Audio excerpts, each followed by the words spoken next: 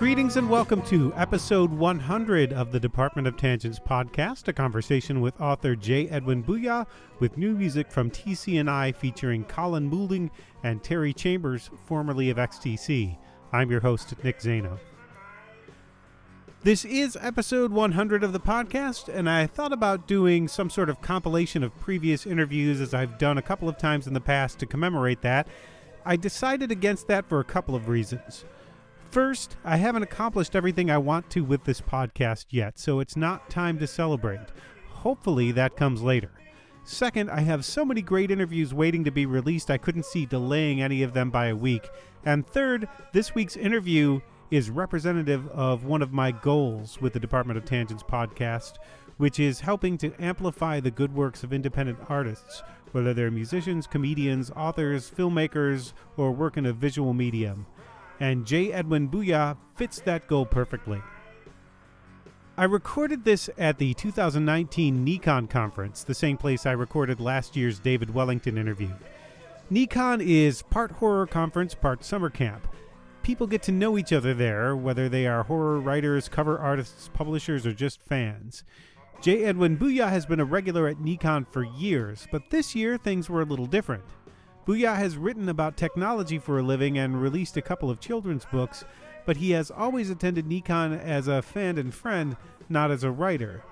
This July, he released his debut novel, book one of his new series, King of the Wood, and he has a short story in the Wicked Weird collection slated for release in August.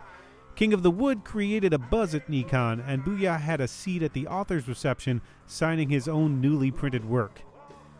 It's an ambitious horror novel taking place in a small town that's about to be beset by a religious cult and a malevolent nature spirit, which is putting it mildly. And that's in addition to the troubles planned by a corrupt town official who is trying to create his own little fiefdom. And it all starts when the protagonist, Tom, finds someone tied to a tree outside his picturesque home on a hill. Not a big deal usually, since people have been doing that as a prank for years, but this time the victim is dead and the scene is more gruesome than whimsical. You'll hear in the conversation everything that went into writing and revising Book 1 and the plans for Book 2, as well as Buja's experience as a first-time novelist at NECON. And there is a bit of background noise as our quiet corner was invaded once or twice, so apologies for that in advance. Watch out for future episodes taped at NECON with authors Scott Goudsward and Matt Moore, and stay tuned after the conversation for new live music from TC&I featuring former members of XTC. And now, J. Edwin Buja.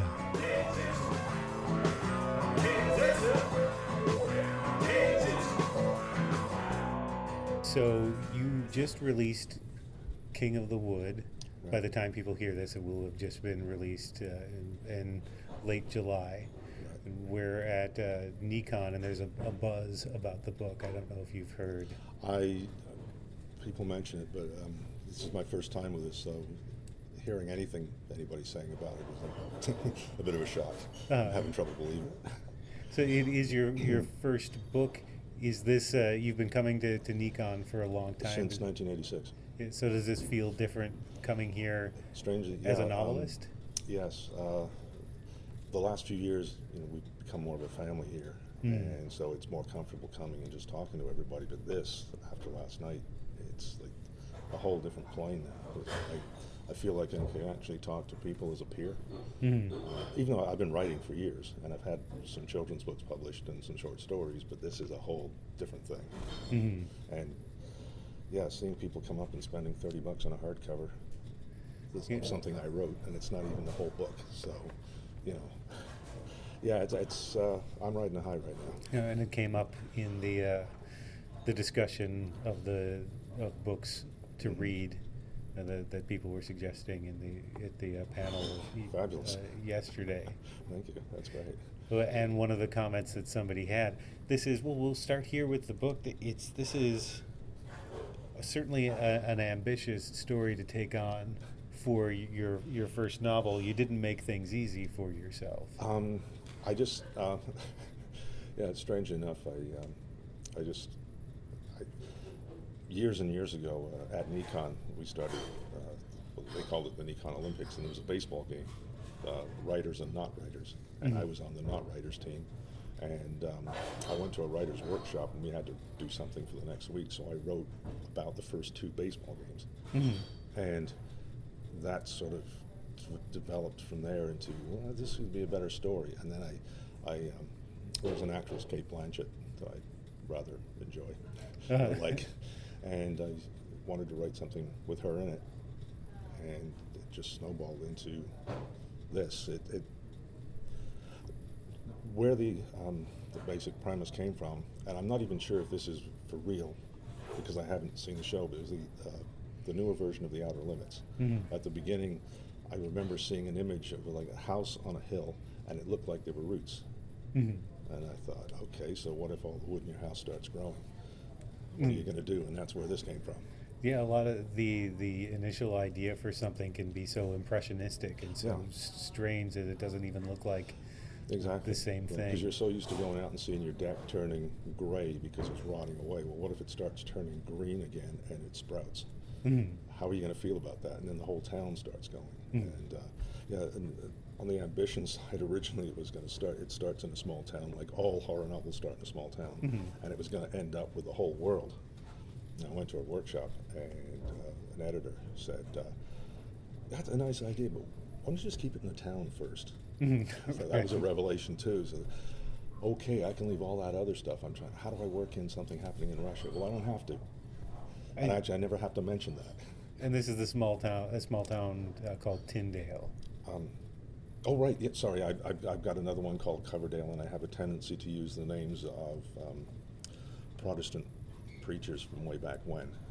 I was going to ask that. Is that where this comes from? Because there's a religious. What is it? William Tyndale? Is that? Yeah, that's who it's named after. Yeah, I was looking for a source of names, and I'm a Deep Purple fan, so I love David Coverdale. So of course I'm working on a young reader's trilogy, and the first book is called Coverdale, and it's set in a town called Coverdale. And there are mentions of Deep Purple in it, just because I'm writing it and I can do whatever I want. So. And it doesn't, as long as it's an illusion, and the fifth grader doesn't have to know who David Coverdale is. They don't. I wrote a couple of children's books back in the late '90s. For grades 3 to 6, and the time travel things, and I've got all kinds of in-jokes in there that adults will get. The kids sometimes go, what does that mean? I said, well, it's okay, they'll laugh, but they don't know why. But there's jokes about candies and old rock bands and TV shows and things. So let's go through a little bit of what's in King of the Wood. You've got a rotten politician blackmailing most of a town. You've got a family crime syndicate that's run out of an auto body shop.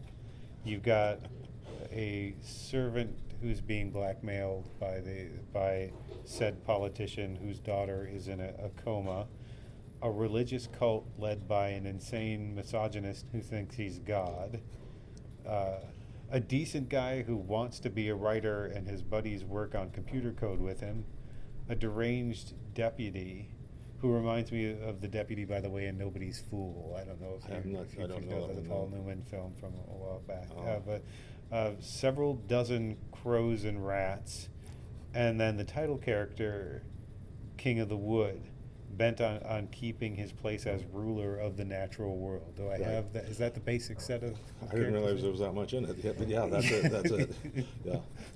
The servant isn't so much being blackmailed by the bad guy. He's his daughter's in a coma, and there's a trust fund, and the bad guy controls it. Right. So he's pretty much stuck. He has to do whatever the bad guy tells him to do, because he's got his own set of morals. He doesn't do anything criminal. He just has to eat crow, which okay, yeah, I didn't mean to say that, but right, that's but it's appropriate. Crows follow people everywhere. And is the numerology of that important? Because sometimes there are specific numbers of them in certain cases. Yeah, well, there are numerous poems counting crows, and back when the early stages of writing this, there was a beautiful picture book came out about it, and I contacted the author, and she said, do whatever you want, because what she wrote was just another version.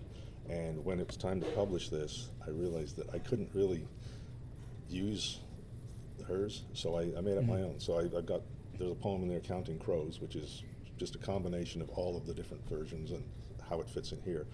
And then it seemed that, well, I should have the other side, so I've got one called Counting Rats, which is the evil and nasty side of nature, I guess.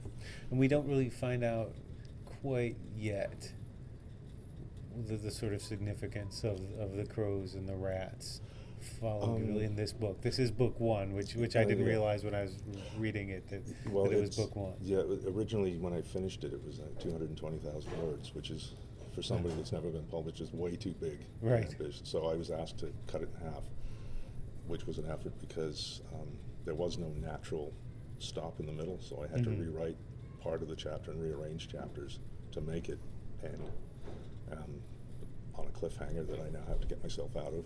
The second book is done, but I now have to massage it so that it is a second book. And when the proof went out, it didn't say anything about being book one. I think we're a little nervous about, people see, oh, it's book one. Well, I'll wait till book two comes out. And really should have said book one on it. But hey, a few people said, what the hell, this ends really fairly abruptly. Well, because the comment that I heard yesterday by somebody who was suggesting it said they also did not know it was book one, and you've got all of these different elements that you're setting. You've got a religious cult. Oh, we didn't mention the Wiccans yet. And I just use the term Wiccan as they're not pure Wiccans. It was just it's more that's what they're called because that's what people think they are, but they're just. That's more what the town calls them than what they call themselves. Yeah, I don't actually give them a name. They're just it's a religious group. They're back to nature kind of people, and they're just nice. And so they're the Wiccans. They're the Satanists according to the church in town. Right. So you've got the religious group, the church in town, set on destroying them, physically destroying them. That's one of the things that you put in place, sort of in the last third of the book. Yeah. You've got this guy who's Brother James. Who's leading the cult against them. Then you've got the guy on the hill who's suddenly everything's growing around his house and it seems to be different. You don't exactly know why that's happening. You've got somebody who calls himself King of the Wood who thinks there's an adversary out there somewhere that he's trying to work against. All of these things are sort of building up. And then it ends. Yeah, because the comment yesterday was this person didn't know that it was book one. Is really, well, he's got a hell of a lot of work to do. I've got 10 pages left. What's going to happen in these 10 pages? That's going to be. I do remember reading a novel back in the 80s where I was reading the same thing, thinking, oh, there's got to be another book to this, and it ended, and that was the end. It's just like everybody's dead, boom, done, and that was a rip-off, and I didn't want people thinking that here. So the last line, the last little section with the character, I threw that in as a tease because this character is in the book, in book one, in the background. She's mentioned several times, and nobody really knows what her role is. You just know she's some kind of troublemaker, and the main character is interested in her. In the original massive book, she appears in chapter 3, and then there's a development of her character throughout, but now she's going to be appearing as the... I'm giving it away. She appears more in the second book. It brought to mind, you mentioned you're a Monty Python fan, it brought to mind that little, and then in a scene that would be far too expensive for us to show in this movie, there was this, and then the animator dies in the middle. Yeah.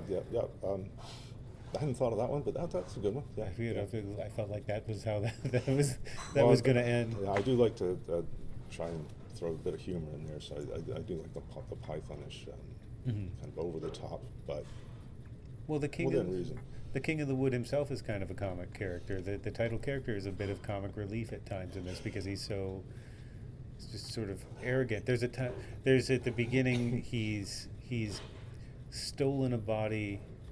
He's stealing a body from the morgue, and he's not sure whether he should be nude when he's doing it. Yeah, he's very aware of being clean. He hates getting dirty. There's another character that's like that, but the king just has this. He's very posh and doesn't like people swearing and things like that. And he's trying to perform a ritual with this body that he's already eviscerated, and right. It's just no concern for eviscerating it. Just he's already done. I mean, that's how the book opens, with a body tied on a tree and it's been ripped to shreds. But he just becomes a bit of a klutz. It's nothing intentional. He just slips in some blood the gurney doesn't, the brake on the gurney doesn't work, so he's trying to put the body on the gurney. It falls off and gets that all over him. And it's just sort of a comedy of errors, but he's a very serious character. He's a very serious character, and he's king of the wood, and he commands nature. He's basically the spirit of nature. But he's been out of it for so long, like he's just sort of let things slide, which is one of the reasons he's determined now, enough of this, me not paying attention, because there's the guy coming along to replace me. He's not going to replace me. I'm the king. I'm coming back. But there still is room to worry about staining my pants. That's part of the character. Yeah. There's because I figured, you always hear about the serial killers who are very clean and all this. And you see some of them commit their crimes in the nude, and he just hadn't thought of that because it's been a while since he's done this. Something this gross, but. There is an element of I'm getting too old for this shit. Exactly. Sort of thing in this. He is really old, and there's a mention. I'm not sure if it's in the first one or the second one. He talks about people coming to try and replace him. And the last person who did that had an arquebus. It was one of the first types of guns. So it's like 400 years ago. That's when the last time somebody tried to replace him. So we've been sort of dancing around the elements of this. What is your synopsis of the action of The King of the Wood, Volume 1? Okay, you've got the, basically it's the spirit of nature who is the most powerful. I wouldn't say creature on Earth, but entity on Earth who has been slacking off, and it's his time to end, but he's changed his mind, and he wants to come back, and he wants to start all over again and get the Earth back in shape. Meanwhile, you've got Brother James, who is the spirit of it's not the human spirit, it's the spirit of humanity, whichever one isn't the Catholic version of it. I didn't want to insult anybody. But he's the human element, because it's not just nature. And he's decided that he is now in charge. And they're heading for, a conflict. Meanwhile, you've got Tom, who's the main character here, who the king thinks is his replacement. And I won't say anything else. Because that's for book 2. That's for book 2. And then there are other characters who come in, and you wonder, well, you don't know who the king is. So this is kind of setting up for the big battle at the end. And right now, it's just the king is conspiring against his perceived rival, plus he's going against the enemy that he feels is coming, and it seems like he's won at the end. And then he's on about, this is wonderful, it just doesn't feel complete.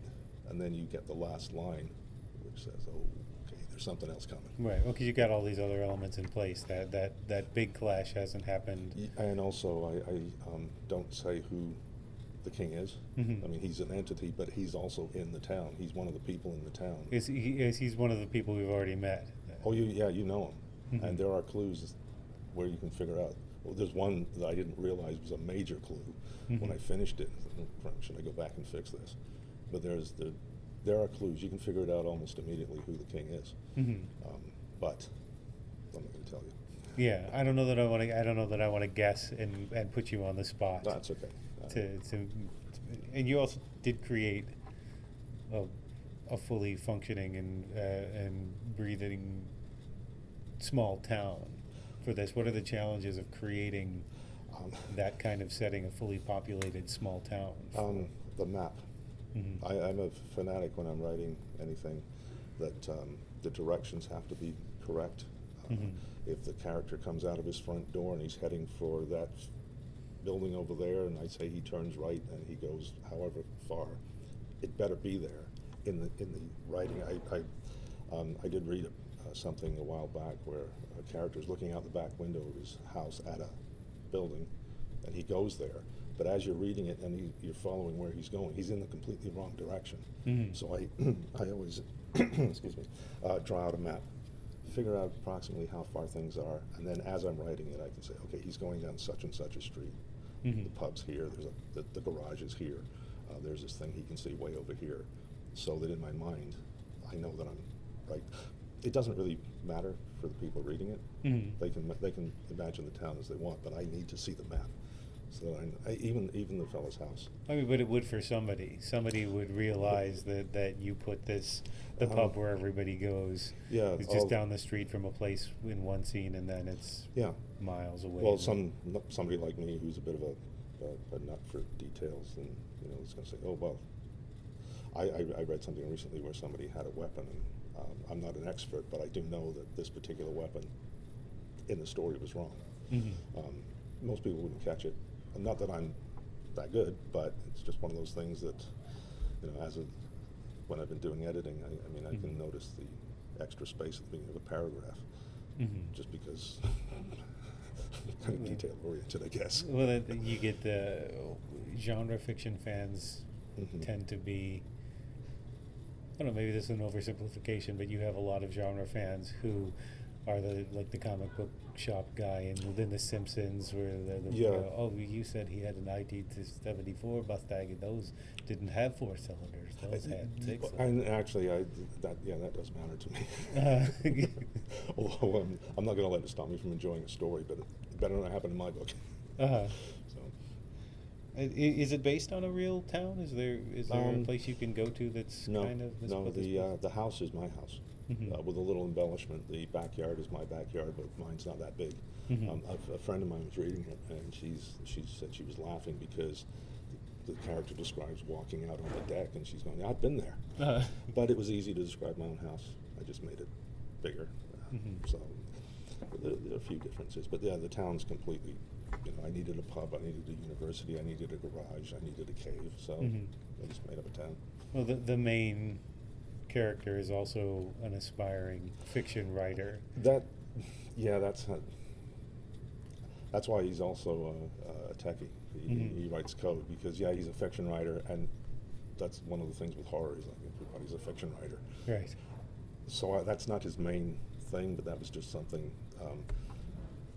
Really became more of something he did in secret because people didn't approve of it. And it's just another little character trait, and it doesn't really play a major role. It's just one of those things. I wrote tons and tons of backstory for this guy, and when it came time to publish, I think I removed something like 30,000 words of backstory that the reader doesn't need to know, but I wanted to know because I just tend to write everything. He's depressed about his marriage. You don't need to know all the details. You just need to know. Just mention, my marriage failed, and blah blah blah. But I describe all kinds of incidents that happened 8-9 years ago, which to me help explain why he's in the shape he's in. But it doesn't really help the reader to know that stuff. No, but what occurred to me is that this is your first book, and you must have had similar feelings to your lead character as you're trying to finish this thing, and he's trying to finish his ideas, and everything's getting in the way. Yeah, well, for me it was work. I started it while I was working. Then I was laid off. I was in high tech, so of course, every 3 years I got laid off. So I was out of work for 6 months, and so every day I was working on it, and then I got a job, and I didn't touch it for several years, and then it was laid off again, worked like mad. And then got another job, and it was, I think, like 10 years before I went back and touched it. I would go back every now and again and look at it, and I did a few writing workshops where I was working on some stuff. But I was a tech writer, so spend all day writing, go home. I didn't really want to write; I wanted to read. And then, but finally, Jim Moore, the writer I really love, he's got a thing about why aren't you writing? Yes. And it came up that I was working on this. He said, well, I want to read it. When's it going to be finished? And, well, I don't know. He says, it'll be finished by the next NECON. So and my wife and I were doing a transatlantic cruise, and so I finished the last 3 chapters, which I had been trying to finish for like 5 years on the cruise on the way, because I knew Jim was waiting, and if I didn't have that thing finished, he was going to tear me a new one.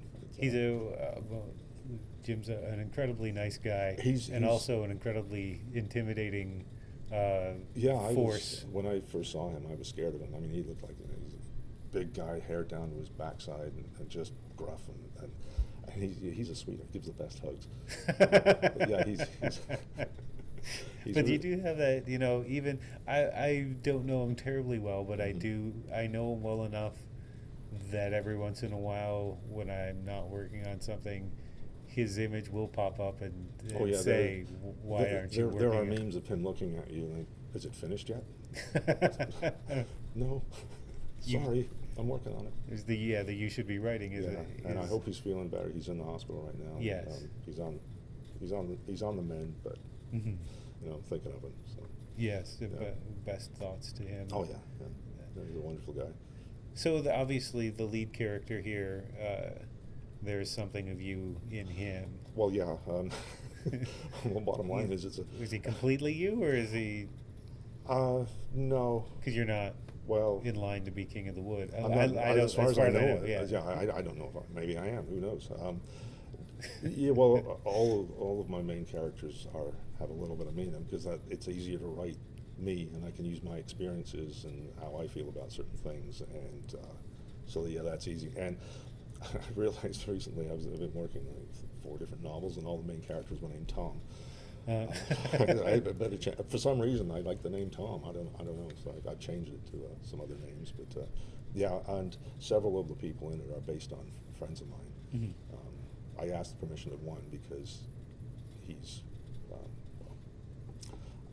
he's not nice in there, but he was happy to be in there. Did he recognize who he was, or did you tell him? He hasn't. I told him who he was. Mm-hmm. He hasn't read it yet, but yeah, I just didn't want to because I say nasty things about him. Mm-hmm. But it's the character; it's not him. Well, how recognizable is he as the character? Well, the name's pretty close. And I changed the name by about 3 letters, and there are some traits. But my friend Terry is a really, really nice guy.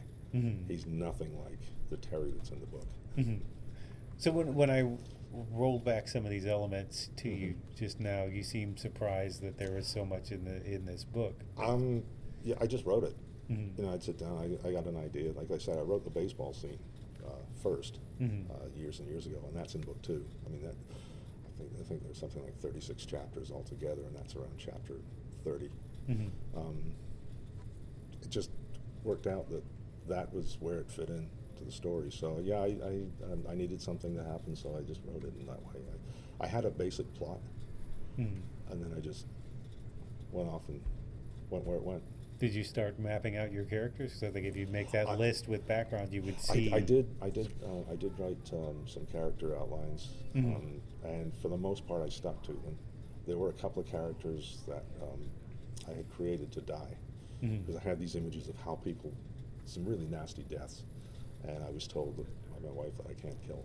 One in particular, who was created simply to be killed in a particular fashion. He's the criminal, Steve O'Leary, who's named after somebody I used to work with way back when, and he was going to die, and it turns out that he was one of my wife's favorite characters, so I was not allowed to get rid of him. I was going to actually edit him out of the book. Is there a certain revenge factor in you can create a character based on somebody that you don't like in real life and then kill them off in a twisted way? Yeah, I won't go into details, but in this I'm book, not asking you to tell me. No, it's okay. It's just in this book and in one I'm finishing up. Yeah, the main really, really nasty guy is based on the same person, and yeah, I destroy him in very, very horrible ways. And that person's not going to get a copy of the book, I'm assuming. That person, I hope. We know what you hope. I know we've what read I hope. it. Yeah. We've read it now. No, I probably would never. And I am actually working another person into a book that I hope he reads it. So, in other words, don't piss you off if you don't want to see yourself die horribly. There's that shirt, be nice to me, I'm a writer, or you'll end up in my book. So, yeah. But did you have a sense that this was starting to kind of sprawl on you, that the story was getting much, considering it started with an image of a house with roots? Yeah, I just started writing it, and next thing I know, it was getting bigger, and I needed to remember what I was doing, so I created a spreadsheet, because I love spreadsheets. I have hundreds of spreadsheets for all kinds of my collections. And so I did one for the chapters, and I did the word count. So then I realized, I've got 150,000 words of this. I'm nowhere near the end. And then, I don't know, 217,000 words. I better stop. No, I just wrote it until I was happy with what I'd written. And then realized it is big, but that's what I wrote. So there we go. And were you conscious of the fact this is my first book, it has to be something specific? No, I just did it. Mm-hmm. I never did it with the intention of it really getting published. I mean, that was in the back of my head. Yeah, I'd like to get this thing published, but I wrote it to write it. I didn't write it because it's a career. It's just I wanted to write the book. I finished it, and if a few people read it, great. If not, it's fun. And but now it seems to be a little popular, so maybe I was onto something, and that's pleasing.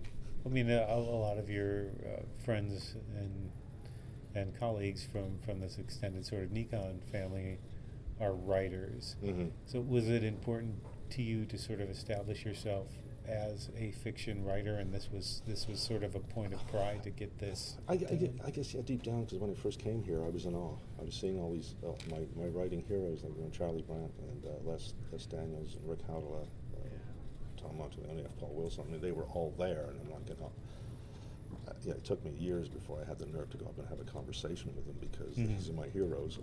And over the years, I thought I would like to be one of them. Mm-hmm. But I was primarily a reader, and then I got the bug doing. Well, I was laid off from my bookstore job, so I was out of work for about 2 years, and I wrote a couple of children's books, and that's when it really started. And then work was in the way, but I think I was saying earlier.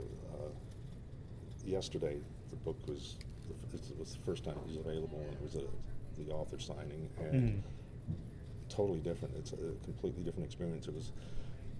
I was there. I was one of them, and I got to say, that's a hell of a feeling. You walked over that line into the other side. I mean, I guess deep down, I always really wanted to be one of the guys, and so I think I am. I mean, I don't want to be presumptuous. I can't compare to a lot of those guys, but it's just a nice feeling to be able to say, "Hey, look, I got a hardcover on. It's got my picture on it. People are buying it." What was your publishing history before? You'd written the children's books, and you'd written some short stories. I had a short story published. That was my first published thing, a short story back around 96 or 97 in a magazine that had 2 issues and faded, and the story had the last line was the punchline, and it was continued, and there was a piece of art over the last line. So I was lucky, and then I did 2 children's books based on my wife's grade 6 class, time travel history, because I like history and it gave me an excuse to research.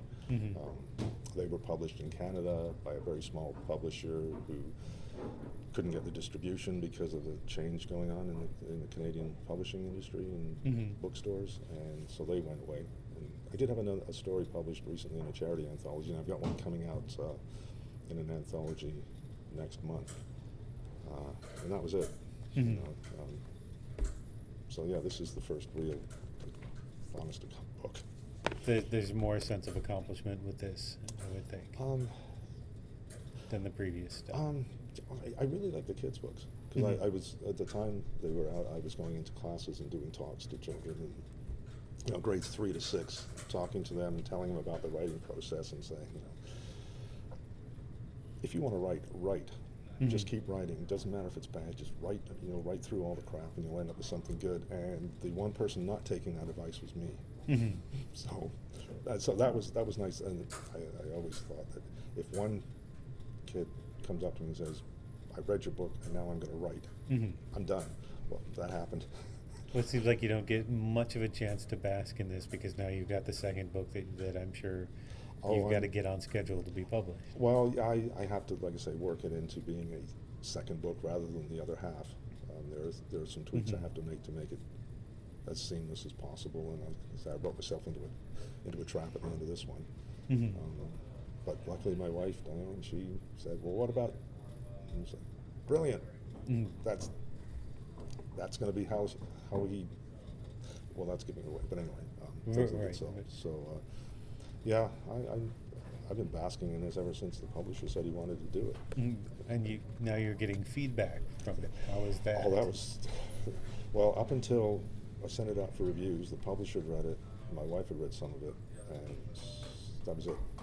I had a few pieces in workshops, so people had read a couple of chapters. But the first review, I was terrified because somebody has to actually is going to read it. I knew the person, and the review was good. It was fabulous, actually. And there were people that I didn't know that were reading it. And okay, now what? That was scary. But then I started getting some good reviews, and it's like, oh yes, it is okay. Are you girding yourself for that first bad review? So it seems like that's inevitable. Anything you put out, you're gonna get a snarky Amazon review. Even if you put out somebody who's saying toothpaste like yesterday. Last night, while I was in the signing, a couple of authors that I absolutely love came up and bought my book and had me sign it and said thank you. Say whatever you want about the book. I don't give a shit. You can hate it. I don't care. These guys liked it. And that made me feel like that. Yeah. No, everybody's not going to like it. I didn't write it for everybody. Right. I wrote it for me. If you don't like it, go read something else. Like you don't like that TV show, don't watch it. Don't complain about it. Just don't watch it. So yeah, you can. Yeah, there'll be a bad review. So the book is out, and you're getting feedback. And this is the first podcast you've done or interview, correct? Yes. So how does this feel for you? It's I'm trying to remain calm.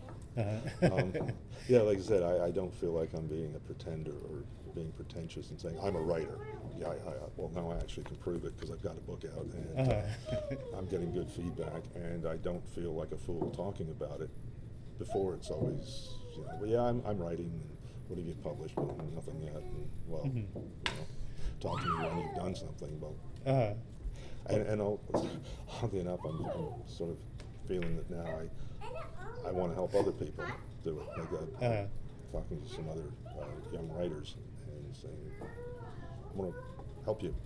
Yeah, well, now it's there. I think there's probably a world of difference between I'm hoping to be published and now I'm published. Now I have the responsibility of getting that second book out, and now I've got to continue writing. There's more. Do you feel more pressure that I've really got to produce now? The pressure's off because I've been writing a lot. I actually have 4 novels I'm working on. 3 of them I haven't finished. I was writing and then just stopped dead.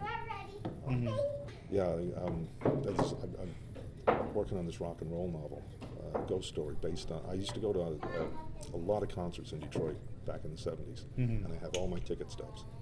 So I had this idea for a story, and I created another spreadsheet with all my concerts, who played, the date, my seats, so that now when I'm writing the story and I'm doing a scene, I can say, well, yes, the character was sitting in this seat. That's where the person he's interested in is standing, and if she disappears, that meant she went this way. And the main door to the venue is over here, so there's no way he could have missed her and all that stuff. So there's all this background to this ghost story. And I got to a point where something happened that I totally didn't expect to have happen. Just as I was writing it, there was this feeling that I was getting as I was writing this, and so I went with it. And it's like, well, that completely changes where the story's going. Now what? And I got to go back and finish it. So, and there's pressure in that, but there's also not the pressure to finish this because I did finish this. So yeah, it's a little easier.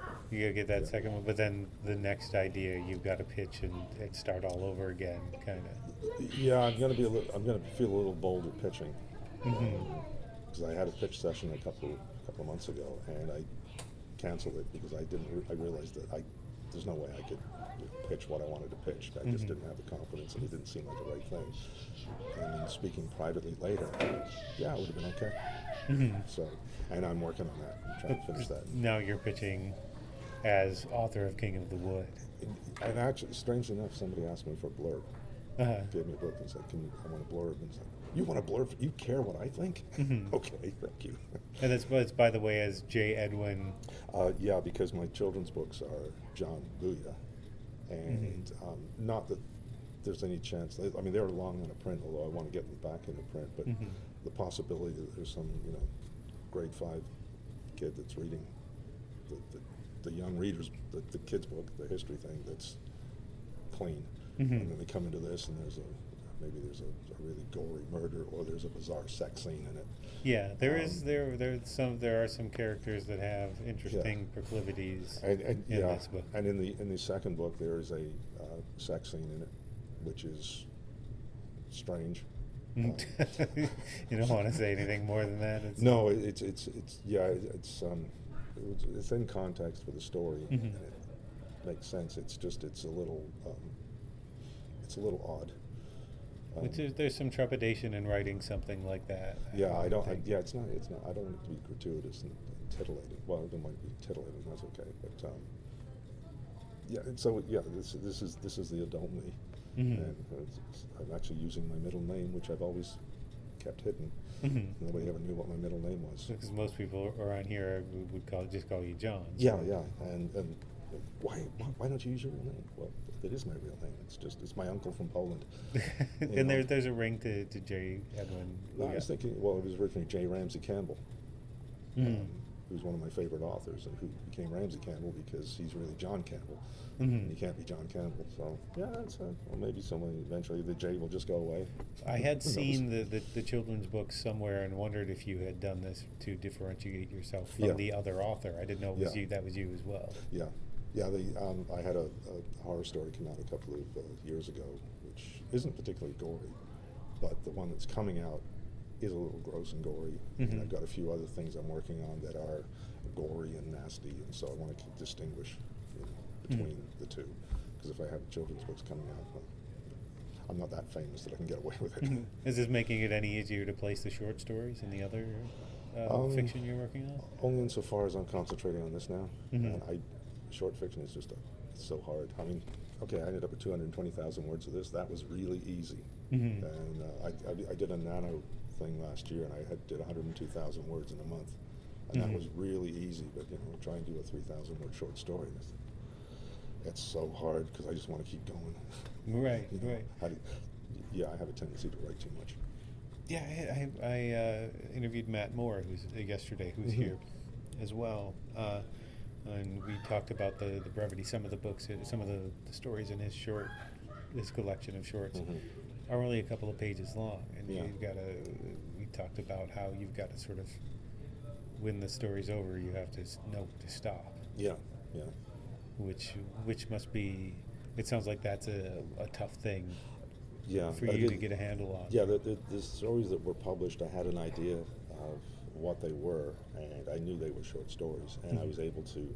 I just kept writing, knowing that okay, the word limit is, and this one is 3,000, and this one is 5,000. So I just kept going, and in both cases I ended up with more, but it was easier to bring it back.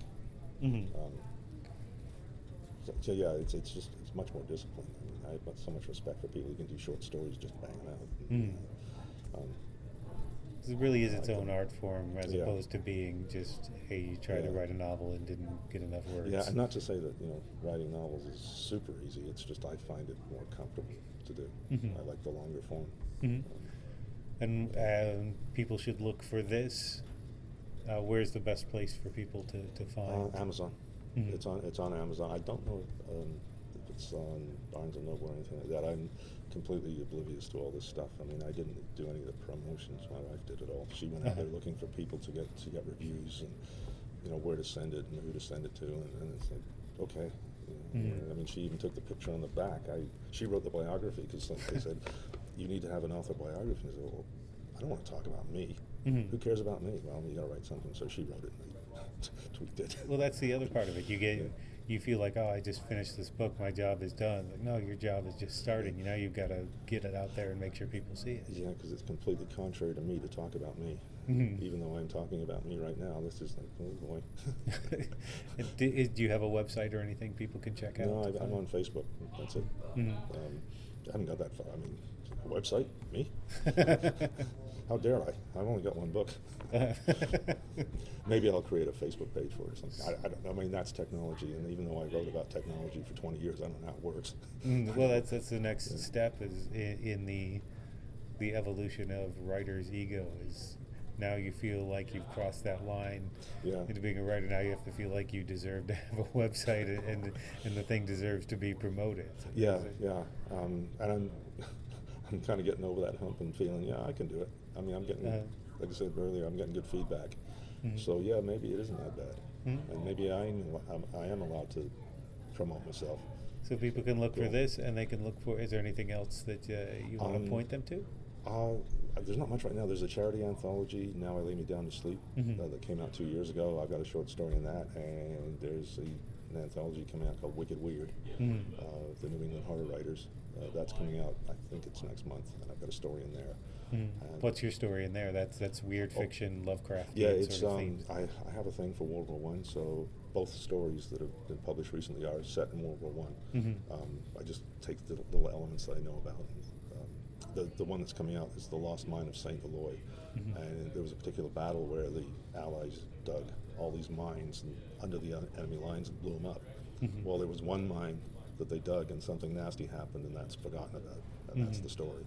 So it's sort of based on something that really happened, but I took it in another direction. I just like writing about World War I, because that's if you want horror, World War I. So you can look for The King of the Wood now, and you can look for something, or Wicked Weird. Next month, I think it's premiering at NECON. And with luck, book 2 of this will be out next year. The publisher did say he would like to do book 2. So we'll see. Well, thanks for doing this. I appreciate it. Thank you for asking. This is incredible. You're very welcome. Thanks. An arrow to the head isn't always a trick. Thanks again to J. Edwin Buja for sitting down to speak with me. You can find him on Facebook. The new book is King of the Wood, published by Haverhill House Publishing, which you can find at haverhillhouse.com on the web. And if you like this or any other episode of the Department of Tangents podcast, please consider subscribing and giving us a positive rating or review on Apple Podcasts, Stitcher, Google Play, Radio Public, or wherever you get your podcasts. It's the best way you can help this podcast thrive and grow. It's also up on YouTube and Spotify, and you can find reviews, videos, essays, and more over at www.departmentoftangents.com. That's also where you can find a video of the artists behind this week's featured track, TC&I, playing the XTC classic Making Plans for Nigel. TC&I is a reunion of XTC singer-bassist Colin Moulding and drummer Terry Chambers, who released an EP called Great Aspirations in 2017. Their new album, out August 9th, is Naked Flames, live at Swindon Arts Center. There are plenty of great XTC songs on the album, but this week's featured track is one of the new songs from the EP, called Scatter Me. The song is beautiful, lyrically and musically, a sort of metaphysical consideration of what happens to us after we die and those we leave behind. The CD is called Naked Flames and can be purchased exclusively through the Burning Shed website at burningshed.com once it's available on August 9th. Unfortunately, it looks like there are no further plans for the band to record or tour at this time, but based on the quality of this tune, I hope that changes. The sooner the better. This is Scatter Me by TC&I.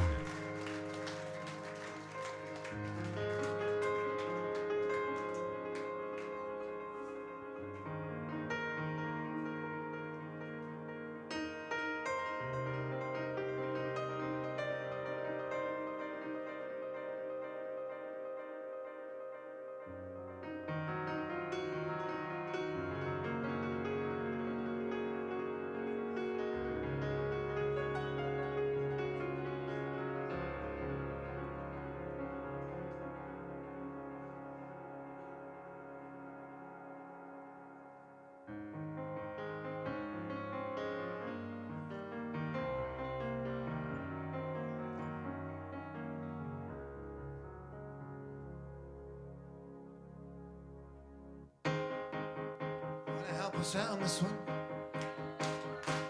Oh, that's nice. Oh, that's beautiful. Scatter me far and wide, up in the hills where we walked, although the wind may blow cruelly. Scatter me, my one and only. Scatter me where we lived, under your favorite rose, although the blossom is falling. Scatter me on one hazy morning. Oh, scatter me once, scatter me twice. Whoa, scatter me fondly, like when in my rise. Then live on, bang of gone, sing a song for the land of the living.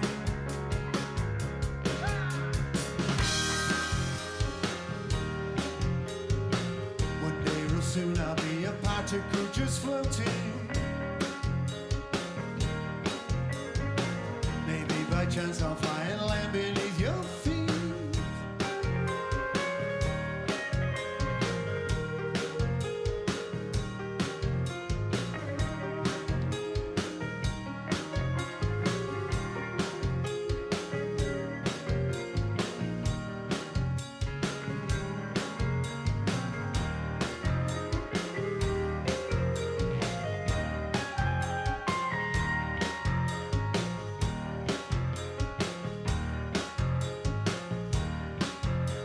Scatter. Scatter me down the lane under a mackerel sky. November leaves will be falling. Scatter me where crows are squawking. Scatter me all alone down at the secret place. Once it was made, this it wishes. Dandelions blow with three kisses. Oh, scatter me once, scatter me twice. Whoa, scatter me sweetly. If when you get once, then live on by the go. Sing a song with the land of the living.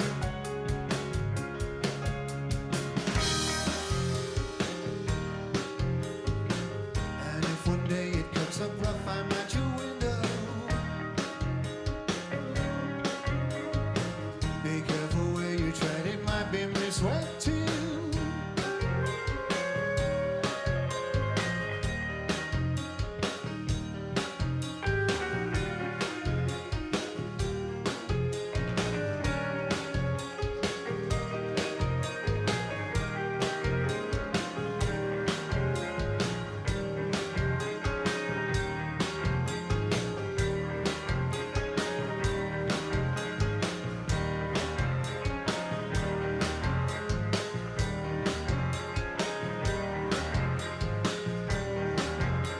Scatter.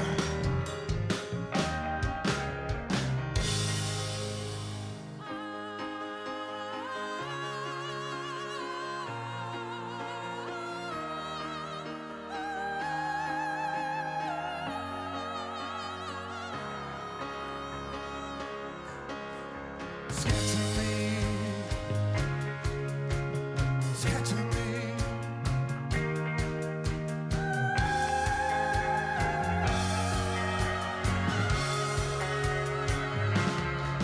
Oh, scatter me once, scatter me twice. Whoa, scatter me fondly, like when in my rice. Then live on back and go, sing a song for the land of the living.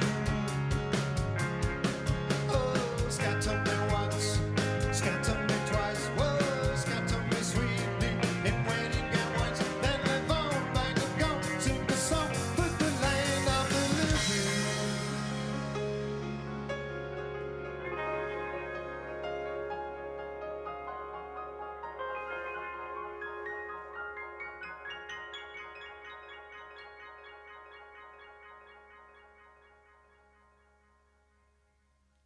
Thank you, ladies and gentlemen.